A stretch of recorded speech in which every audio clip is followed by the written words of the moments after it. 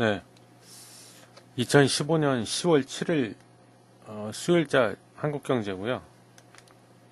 네, 일면 보겠습니다. 그 헤드라인이 이거예요. 정부, 포스코, 대우인터 통째로 팔아라. 네, 뭐 아주 대문짝만 이렇게 났어요. 그 철강산업 구조 조정안 산업부 조만간의 청와대 보고 이런 또 뭐 제목도 있고요. 잠깐 읽어볼게요. 정부가 철강산업 구조조정을 위해 포스코의 최대 계열사인 대우인터내셔널을 포함한 비철강사업 부문을 매각하도록 권고하기로 했다. 또 현대제철은 현대자동차의 수직 계열화가 가능한 자동차용 강판에 집중토록 한다는 방침이다. 그러니까 그 정부가 여기서 말한 정부는 산업통상자원부인데요. 포스코에다가 그 포스코가 대우 인터내셔널 지분을 한 60% 이상 갖고 있어요. 그래서 그거를 이제 그 대우 인터내셔널을 그냥 통째로 다 팔아라, 매각해라 이렇게 권고했다, 그 내용이에요. 그래서 왜 이렇게 팔라고 얘기를 했냐면 철강 산업이 지금 안 좋잖아요. 그래서 이제 구조조정의 일환으로 이런 그 계획안을 마련했다, 그겁니다, 내용이.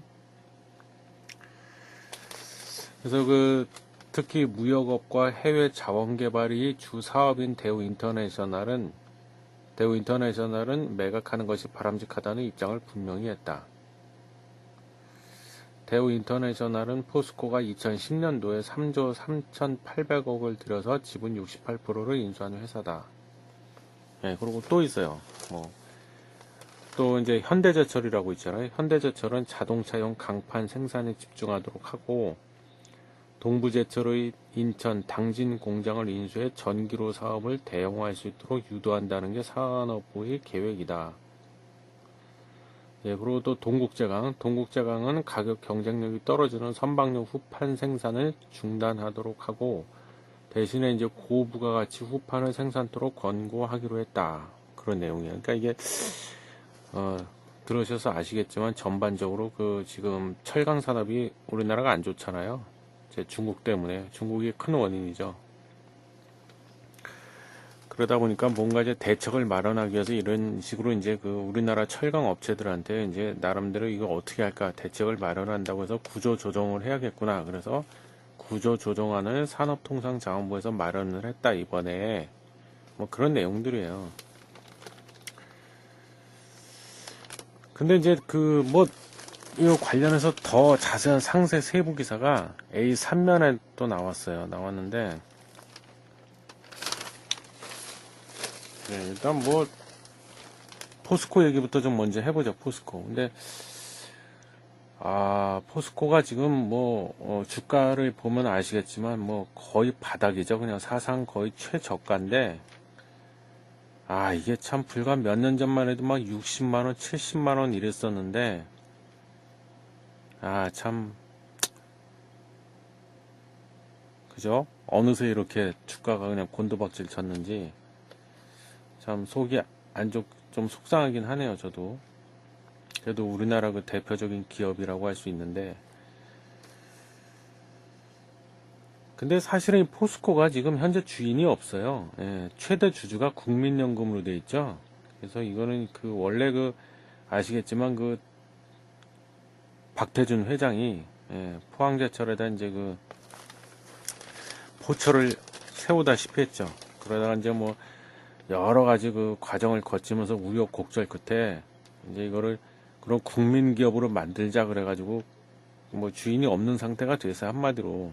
그래서 그러다 보니까 이제 부작용이 심하죠. 대표적인 부작용 중에 하나가 이제 정권이 바뀔 때마다 낙하산들이 계속 내려오죠. 포스코 회장으로. 그래요. 그래서 그게 좀 문제인데, 지금 하여튼 현재는 최대 주주가 국민연금으로 돼 있다는 거 하고, 그 다음에 대우 인터내셔널이 원래 이제 종합상사죠, 종합상사. LG 상사나 현대 종합상사처럼 종합상사. 그래서 이제 대우 인터내셔널이 주로 하는 사업 분야가 무역업하고, 그 다음 이제 자원개발 쪽이죠. 근데 보통 이제 자원 개발을 그럼 EMP라고 그래갖고 자원을 뭐, 마치 그 바이오 기업처럼 뭐 10년, 20년 장기적으로 보고 뭐 막대한 돈을 거기다 투자를 해가지고 뭐 자원을 막 탐사하고, 그죠? 뭐 원유 같은 거 그런 거 뭐 매장돼 있는 곳을 뭐 직접 찾아내갖고 보통 이제 그게 이제 원래는 그 진짜 오리지널 정말 그게 자원 개발이라고 할 수 있는 건데 우리나라는 그렇게 안 하죠. 예, 뭐 그렇게 하려면 돈도 너무 많이 들고 시간도 너무 많이 걸리고 그래서 보통 이제 예를 들면 가스전이나 이런 데다 이제 지분 투자 형태로 많이 가죠. 아니면 뭐 광산이나 이런 데다가 지분만 그냥 투자해서 배당금 받는 걸로 그런 형태로 이제 많이 가죠. 우리나라 그 자원 개발 업체들이. 그래서 대우 인터내셔널도 마찬가지죠. 그 미얀마의 가스전에 대한 지분을 갖고 있었죠. 미얀마가 옛날 그 버마잖아요. 이제 나라 이름을 바뀌었는데 뭐 가스전에 지분을 갖고 있고 뭐 그런 식이에요, 이제. 근데 사실 대우 인터내셔널이 직접적으로 철강 관련해서 뭐 사업을 하는 건 없죠. 그러다 보니까 이제 포스코한테 그런 거죠. 야, 니네가 뭐 주로 니네 제철 그 철강 사업하는 데 아니냐, 니네. 근데 왜 쓸데없이 철강이랑 아무 상관도 없는 그런 기업의 지분을 갖고 있냐. 그러니까 니네가 더 힘든 거 아니냐 지금. 그러니까 빨리 팔아라 이렇게 된 건데 포스코가 요 뭐 한 2, 3년, 1, 2년 전부터 뭐 지금 다 팔고 있어요, 그냥. 그 저기 강남 그 포스코 사거리 쪽에 있는 거 거기 그 포스틸인가 그 사옥이 있어요. 그 사옥도 얼마 전에 다 팔았고 뭐 지금 웬만큼 여기저기 지분 갖고 있는 것도 지금 다 팔고 있죠. 예. 그래도 좀 워낙 지금 철강업이 안 좋다 보니까 업황이 안 좋다 보니까 이제 정부까지 나서 갖고 이렇게 이제 좀 압박을 하는 거죠. 좋은 의미의 압박을. 뭐 그런 기사예요. 근데 보면은 그동안 근데 사실은 포스코가요. 좀 심하게 표현하면 거의 문어발식으로 뭐 온갖 M&A를 통해 가지고 뭐 엄청나게 확장을 했어요. 그러니까 덩치로 엄청나게 키워놨어요. 예. 그래서 지금 보면 뭐 그 철강 사업도 하지만 뭐 별의별 걸 다 합니다. 이 포스코들이란다. 포스코가 별거 다 해요. 그래서 뭐 사업도 이것저것 다 벌리고 있고 또 투자한답시고 여기저기다가 뭐 지분은 물론이고 해서 여기저기다가 돈을 많이 썼어요 지금. 그래서 니네가 더 힘드니까 뭐 선택과 집중이란 말도 있잖아요. 그래서 니네 본연의 업무 사업으로 돌아가서 거기에만 집중을 해라 이렇게 한 거죠. 근데 저는 그런 생각이 들어요. 이 대우 인터내셔널도 지금 주가를 확인해 보시면 아시겠지만 뭐 비슷해요. 거의 바닥에서 기고 있죠. 주가도 상당히 내려와 있는 상태인데 글쎄요, 지금 이거를 뭐 판다고 해서 과연 누가 살까? 저는 그게 좀 의심스럽네요. 살려고 하는 사람도 있을까? 예. 이게 그 고가에 제값받고 잘 팔려면 일단은 뭐 매출이나 영업이 이런 순이익에서 일단 실적이 좋아야겠죠. 당연히 대우 인터내셔널에. 근데 재무제표 손익계산서나 이런 데 들어가서 보면은 실적이 그다지 썩 좋지가 않아요, 지금. 당연하죠. 대우 인터내셔널이 그 영위하는 사업에 그 속해 있는 사업 업황도 지금 안 좋은데 그 가장 큰 이유는 이제 원자재 시장이 지금 많이 안 좋잖아요. 예. 그러다 보니까 타격을 많이 받은 거죠. 이쪽에서도. 근데 이거 과연 누가 살까 싶어요, 저는. 예. 그런데도 만약에 굳이 뭐 팔겠다 그러면 또 이제 제가 받기는 힘들다고 봐야겠죠. 좀 심하게 표현하면 또 헐값에 또 넘기는 수밖에 없겠죠. 또 손실 보고 여기 보니까는 그 포스코가 2010년도에 3조 3,800억을 들여갖고 대우 인터내셔널 지분 68%를 인수했대요. 근데 매각 가격이란 게 있잖아요. 근데 이게 그러니까 산 가격이 살 때 3조 3,800억을 주고 샀는데 본전이 되려면 최소 이득을 받아야 되고 여기서 조금이라도 더 남겨 먹으려면은 3조 3,800억 이상은 최소한 받아야 된다는 얘기잖아요. 근데 과연 이거 받을 수 있을까 저는 싶어요. 이게 좀 의심스럽고. 하여튼 그렇습니다. 그래서 요즘 뭐 포스코는 뭐 이것저것 그냥 다 내다 팔고 있네요, 그냥. 예. 그리고 두 번째가 이제 그 포스코도 포스코지만 이 현대제철, 그죠? 여기도 이제 주로 철강 사업 많이 하잖아요. 근데 현대제철은 또 뭐라 그러냐면 그 동부제철이라고 있잖아요. 김준기 그 동부그룹 회장님께서 만드신 동부제철. 이것도 그 얼마 전 되게 그 동부그룹 자체가 유동성 위기에 빠지면서 굉장히 시끄러웠죠. 그때도 신문에서도 뭐 연일 계속 떠들고 막 그랬던 기억이 나는데 제가 그 동부제철이 인천에 공장을 갖고 있어요. 근데 그 동부제철을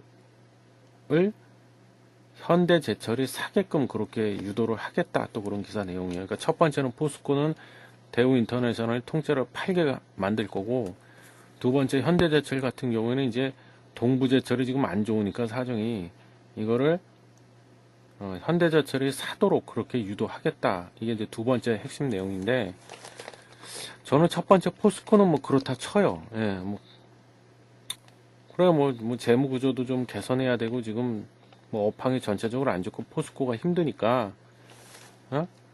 그래 뭐 대우 인터내셔널이야 팔릴지 안 팔릴지 모르겠지만 어쨌든 뭐 급하니까 뭐 그러고 어차피 뭐 직접적으로 포스코와 연관된 사업도 아니고 하니까 뭐 그렇다 치지만 이 현대제철 거는 좀 제가 좀 뭐랄까 좀 그래요. 뭐냐면 동부제철은 지금 대우 인터내셔널보다 사정이 더 안 좋습니다. 그거 아시겠지만 지금 채권단 자율 협약에 들어가 있는 상태고 뭐 조만간에 또 그 워크아웃까지 들어간다 뭐 이런 얘기까지 지금 나오고 있는데 흘러나오고 있는 마당인데 이거를 현대제철이 과연 살까? 이걸 사면은 내가 보기에 내가 현대제철이라면 이걸 살 이유가 없어요. 전혀 없고 그러니까 사람으로 치자면 그렇잖아요. 쉽게 얘기하면 지금 다 죽어가고 있어. 거의 뭐 좀 심하게 말하면 말기 암에 걸려갖고 지금 거의 그냥 근근히 그냥 겨우 목숨만 부지하고 있는 건데 어디가 동부제철이. 근데 이거를 떠안는다? 아 그래서 저는 이거는요 여기는 뭐 그렇게 사게끔 유도를 하겠다 그렇게 계획을 했지만 거의 강매 수준이라고 보고요 저는. 아 나 이게 과연 무슨 구조조정인가 싶다는 생각이 들거든요. 이게 구조조정인가? 그냥 강매해버리는 게? 그래서 과연 왜 이걸 구조조정안이라고 왜 이런 걸 내놨는지 좀 생각을 해봤는데, 그, 동부제철의 지금 현재 최대 주주가 산업은행이에요. 국책은행이잖아요, 산업은행. 근데 산업은행은 지금 안 끼어있는 데가 없어, 지금. 그 최대 주주가 산업은행이야. 내가 보기엔 그래서 그런 것 같아. 그게 무슨 말이냐면, 그렇죠. 뭐, 철강 산업 전체에 대해서 뭐, 구조조정을 하겠다. 구조 개혁을 하는 의미에서 이렇게 동부제철을 현대제철이 니네가 좀 형편이 나으니까 좀 사도록 유도를 하겠다. 그래서 구조조정을 하겠다. 뭐, 명분은 그래요. 근데 명분이야 좋지. 명분이야 그럴듯해. 근데 그 산업은행이 지금 최대 주주가 되는데 제가 지난번에 말씀드렸나요? 하여튼 어디가 됐건 꼭 동부제철이 아니라 최대 주주가 어떤 기업이 있는데 그 기업의 최대 주주가 어딘가고 봤더니 산업은행이야. 그러면 거의 10중 8구 이렇게 생각하셔도 틀림없습니다. 그랬죠? 뭐냐면 돈 빌려줬다가 돈 떼이게 생겼으니까 출자 전환을 시켜갖고 최대 주주가 된 경우의 케이스다. 그건 거의 대부분이 다. 그렇기 때문에 분명히 언젠가는 그 최대 주주인 산업은행이 그 기업을 매각하려고 할 거다 아마. 왜? 자기가 돈 빌려준 거 그거 돌려받아야 되니까. 그죠? 그 매각을 하면 매각 대금 돈이 들어오잖아. 그걸로 이제 그 돈 빌려준 대출금을 회수하는 거죠. 조금 손해를 보는 한이 있어도. 이것도 마찬가지인 것 같아. 예? 그래서 저는 이게 과연 구조조정인가? 강매네 강매. 그죠? 그럴듯한 명분을 내세워서. 근데 이런 경우가 많죠. 예. 그리고 현재 그 산업은행의 그 회장직을 맡고 있는 분이 홍기택 회장이죠. 홍기택 회장인데 그분이 보니까는 그 중앙대학교 교수 하시던 분이에요. 교수님 출신이시고 뭐 스탠퍼드대 명문대죠. 미국의 스탠퍼드대 대학원에서 경영학 박사학위도 받으셨더라고요. 그러니까 전형적인 학자분이세요. 그분은. 근데 그분이 그 국책은행의 그 수장격인 그 회장에 임명이 돼가지고 지금 1년이 넘었죠, 아마 맡으신 지가. 근데 저는 개인적으로 아예 그분을 제가 욕하는 게 절대 아니고요. 좀 그 자리에 어울리지 않는 분을 임명을 해놨다 그런 생각이 저는 강하게 듭니다. 그래서 좀 그 학자분이다 보니까 아무래도 좀 그래서 이게 좀 뭐랄까 특히 이런 그 뭐 채권단 자율협약이나 워크아웃에 들어간 기업들을 좀 깔끔하게 이렇게 처리가 잘 안 되는 것 같다는 생각이 강하게 들어요. 꼭 이건뿐만이 아니라. 근데 또 산업은행 입장에서 보자면 이해를 못하는 건 아니에요. 또 이해하려고 마음먹으면 어느 정도 이해는 가. 무슨 얘기냐면 산업은행 입장에서 봤을 때 그죠? 그럼 아까 말했지만 그 자율협약 들어가 있는데 야 이거 대출금 회수하기가 점점 힘들어져. 그 단기순이익 재무제표 들어가서 보시면요. 손익계산서 보면 동부제철이 계속 적자예요. 당연히 적자지. 계속 적자고 지금 재무구조도 그렇게 썩 좋지가 않습니다. 그러니까 자율협약 들어간 거고. 근데 만약 산업은행 입장에서 그럼 이게 앞으로 1년, 2년 후에 1년, 2년 시간이 더 지나 본들 내가 여기 돈 빌려준 거 그거 받을 가능성이 점점 낮아지고 희박해진다 그랬을 때 그럼 이거를 그냥 파산을 시켜? 쉽게 말해서 그냥 빚잔치 해버려? 그리고 파산시켜버려? 그러기도 힘들어요, 사실은. 그래봐야 그 뭐 대출금에서 몇 프로나 건지겠습니까? 그 빚잔치 해봤댔자. 그리고 그렇게 되면 또 이제 여기저기서 때는 이때다 해서 기다렸다는 듯이 또 얼마나 또 여기저기서 또 요구를 해야 되겠습니까? 그 국책은행이 말이야 뭐 그걸 잘 알아보고 돈을 처음부터 빌려주지 왜 돈도 못 받을 때다 돈을 빌려줘가지고 또 돈을 다 떼이냐 이러면서 이 등신들아 뭐 이러면서 또 그놈의 그 뻑하면 약방의 감자처럼 튀어나오는 그놈의 그 배임 또 배임이다 이래가지고 또 이제 시끄러울 수도 있어요. 그러니까 그럴 바엔 차라리 그냥 명분도 좋잖아 지금 철강업 자체가 안 좋으니까 이런 식으로 해갖고 그냥 현대제철 니네가 사정이 좀 나니까 좀 인수해라 이거를 좀 싸게 줄게 우리가 그래서 그런 명분도 살리면서 대출금도 좀 많이 건질 수 있잖아요. 대출금 회수도 할 수 있으니까 그래서 이런 방법을 택하지 않았나 싶습니다. 예. 근데 이게 과연 저는 누차 얘기하지만 아까부터 이게 진정한 의미의 과연 이게 구조조정이고 구조개혁이라고 할 수 있는가 뭐 포스코야 그렇다 치지만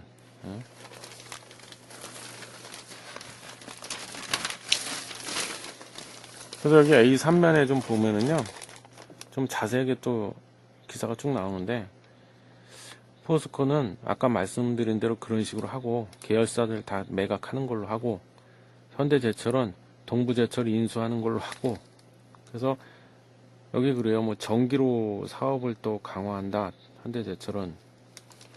그리고 동국제강 같은 경우에는 그동안에 그 선박, 배에 들어가는 후판 그거를 만들었는데 그 사업을 안 하고 좀 더 부가가치가 높은 고부가가치 품목에 집중토록 유도하겠다. 그리고 뭐 아까 말씀드린 대로 나머지 동부제철은 현대제철이 인수하는 쪽으로 유도하는 걸로 그렇게 구조조정 방안을 산업통상부 자원부에서 이번에 내놨어요. 산업통상자원부에서. 예. 아 그리고 여기 그 A3면에 보면 좀 전문 용어가 많이 나와요. 응? 뭐 슬래그 파우더니 뭐 그다음에 뭐 특수강, 강관, 응? 뭐 페로망간, 알루미늄 탈산제, 알루미나, 응? 후판 뭐 이런 거 많이 나오는데 좀 용어가 어렵죠. 근데 이걸 또 제가 하나하나 다 설명드리면 시간이 또 너무 많이 걸리고 들으시는 분도 굉장히 지루하실 거예요. 그래서 요건 나중에 뭐 업종 털기할 때 뭐 기회 되면 또 말하기로 하고, 응?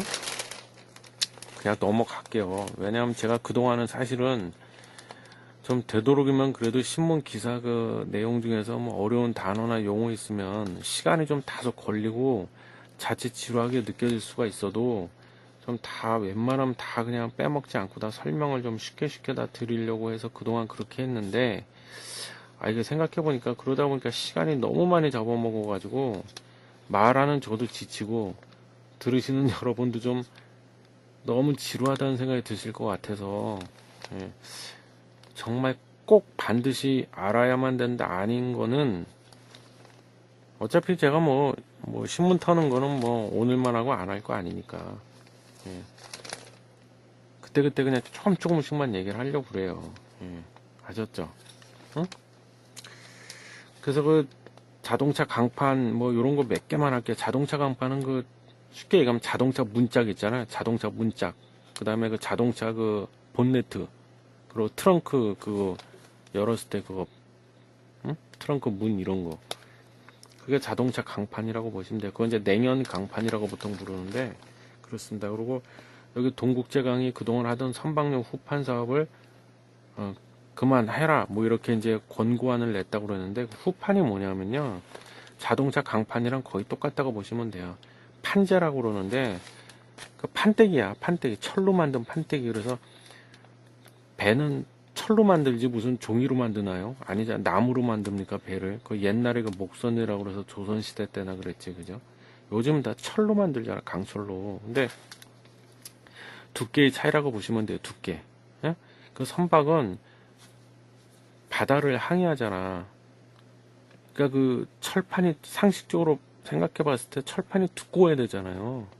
그래서 보통 이 우리가 어떤 거를 후판이라고 부르냐면 두께가 6mm 이상 되는 걸 다 후판이라고 그래요. 후판. 응? 그래서 동국제강도 이제 그동안 그 후판 했는데 그거 하지 마라 이렇게 된 거죠. 예, 그래서 뭐 철강산업 구조조정 뭐 그 기사가 나왔어요. 예, 그래서 간단하게 좀 말씀드렸고요. 여기 오른쪽 그 A3면 오른쪽에 보면 그 왜 이렇게 지금 철강 업황이 이렇게 안 좋아졌나, 그 원인이 뭐냐. 뭐 글로벌 경기 둔화된 것도 있지만, 이 중국도 나오네요. 중국이 밀어내기 수출을 1억 톤 전망, 아시아 철강값 1년 새 40% 폭락. 예. 대표적으로 뭐 H형강 같은 경우는 우리나라에서도 거의 H형강 같은 경우에는 중국에서 대부분 다 수입해다 써요. 왜? 싸니까. 예? 막 그냥 덤핑으로 넘겨버리니까. 그래서 얘네들 때문에 또 그놈의 공급 과잉이 온 거래요. 공급 과잉이. 공급이 넘쳐나다 보니까 가격이 떨어진 거예요. 그래서 그 참고로 중국의 후베이성이라고 있는데요. 후베이성 같은 경우에는 우리나라의 포스코나 현대제철 같은 제철수가 어마어마하게 거기 왕창 몰려 있어요. 엄청납니다, 거기. 거기서 몇 년 전부터 24시간 내내 밥도 안 처먹고 똥도 안 싸가면서 그냥 철만 열나 만들어낸 거야. 특히 H형강 이런 거, 형강 제품들. 어? 그러니까 공급 과잉이 된 거죠. 예, 그렇고요. 그 다음에 그 이제 투자 관점에서 봤을 때 그러면 이제 또 이렇게 생각하시는 분이 계실 것 같아요. 뭐 대우 인터내셔널을 포스코에다가, 아니 저기 이제 그 저기 뭐야, 동부제철을 뭐 현대차철에다 이제 팔려고 할 거라고? 야, 그럼 이거 M&A 아니야? 야, 그럼 대우 인터내셔널 주가 엄청 오르겠네. 빨리 사야겠다. 사지 마세요. 예. 급등이 나올 수도 있어요. 물론 M&A 이슈 때문에. 제가 주가 폭등 급소 첫 번째 그 시간에 말씀드린 것처럼 이거 M&A 맞잖아요. 근데 왜 사지 마세요 그러냐면, 물론 주가는 선반영해서 현대제철에서 진짜 사든 안 사든 상관없이 기대감만으로 급등을 할 수는 있어요. 근데 굉장히 너무 위험하다는 거예요. 이거는 밑도 끝도 없이 올라가는 거기 때문에 다음날 되면 또 하한가 나올 수도 있어요. 개폭락 갈 수도 있는 거고, 하지 마시라는 거. 너무 위험하니까. 이런 주식은 우리 손대지 맙시다. 예? 그럼 대우 인터내셔널은 어떠냐? 그 주식은 좀 괜찮지 않겠냐? 사는 거에 대해서. 글쎄요. 근데 그것도 저는 좀 별로라고 봐요. 아까도 말씀드렸지만 업황이 너무 안 좋기 때문에. 그리고 대우 인터내셔널 그 주가를 보면은 물론 지금 거의 바닥권이에요. 거의 주저앉아 있는데 뭐 그걸 또 이것도 저가 매수로 기회로 보고 사야 되는 거 아닌가 또 이럴 수도 있는데, 저가 매수는 아무 때나 갖다 붙이시면 안 되고요. 제가 말한 저가 매수는 항상 얘기하지만 그 기업 자체는 좋아. 실적도 잘 나고 있고 좋아. 근데 그 기업의 잘못이 아니라 그 기업은 잘못한 거 하나도 없고, 뭐 악재도 전혀 없고 아무것도 없는데 뭔가 외부 환경 요인에 의해서 진짜 억울하게 갑자기 일시적으로 빠졌을 때, 그게 저가 매수 기회라는 거예요. 근데 대우 인터내셔널 뿐만이 아니라 뭐 LG 상사 이런 거 다 속해 있는 게 이제 자원 개발 또는 그 종합 상사 그런 쪽인데, 지금 업황 자체가 다 안 좋아요. 특히 자원 개발은 아까 서두에 말씀드렸지 않습니까? 원자재 시장이 아직 완전히 살아나지가 않았기 때문에 시간이 또 꽤 걸릴 거예요. 그래서 제발 좀 하지 마시라 그 뜻이고요. 그럼 반대로 그 대우 인터내셔널을 매각하는 입장에는 포스코, 뭐 진짜 매각할지 안 할지 모르겠는데, 일단 여기 신문 기사에 이렇게 났으니까 기대감으로 올라가지 않을까요? 매각하니까. 근데 그것도 내가 보기엔 그거 아직 아무리 뭐 주가가 선반영한다고는 하지만 팔지 안 팔지도 모르는 거고 진짜. 그럼 그게 팔려야 말이죠. 내가 보기엔 안 팔릴 확률이 더 높다고 그랬잖아 아까 서두에. 어? 그렇다고 뭐 재무 구조가 갑자기 엄청나게 좋아질 일도 없고, 설사 팔린다고 해도, 그럼 현대제철은 어떠냐? 현대제철은 이 주가가 더 안 좋겠죠, 당연히. 그 아까 얘기했잖아. 부실덩어리 채권달 자율 협약 들어갔고 또 언제 망할지도 모르는 동부제철을 강제로 떠안다시피 하는 건데, 응? 아셨죠? 그래서 이런 때는 현명하게 판단하시라는 겁니다.